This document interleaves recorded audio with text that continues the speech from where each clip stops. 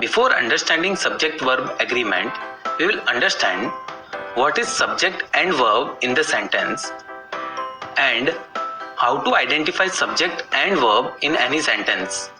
Then we will understand what exactly is subject-verb agreement and basic rule surrounding it. So without a further go, let's get started. So what is a subject in the sentence? The subject of a sentence is the person, place, thing or idea that is doing or being something. And what is a verb in the sentence?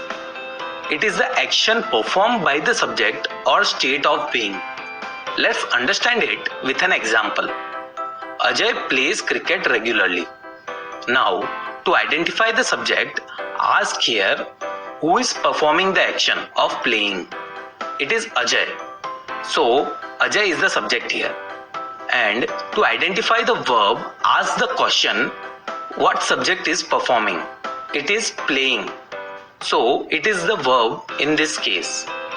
This way, we can identify the subject and verb in the sentence asking these questions. Now, based on point of view, subject may be in first person, second person or third person. In first person, we have I and we. In second person, we have you. And in third person, we have he, she, it, they. And based on count, subject may be singular or plural. These all things we have discussed in detail in our Parts of Speech video series. I will provide you the link in the description in case you need it. Please go through those videos, you will get the revision. Now let's understand the main topic of today. What is subject-verb agreement? For making a sentence grammatically correct, a verb must agree with its subject in number.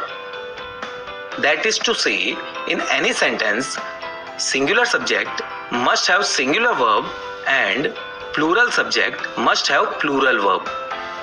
This is the most general rule, so again I will repeat. Singular subject must have singular verb and plural subject must have plural verb. Please note, this statement holds true only when subject is in third person. Now, let's look into examples to make things clear. Let's look into example where subject is singular. That monkey eats banana. Here, subject is monkey, which is singular. So, verb will also be singular. In this case, it is eats. Let's look into one more example. This car goes fast. Here, the subject is car, which is singular. Verb will also be singular. In this case, it is goes. Now, let's look into same examples where subject is plural. Those monkeys eat bananas. Here, subject is monkeys, which is plural in form. So, verb will also be plural in form. So, in this case, we used eat. Let's look into the next example. These cars go fast. Here, the subject is cars, which is plural in form. So, verb will also be in plural form. So, please remember this rule.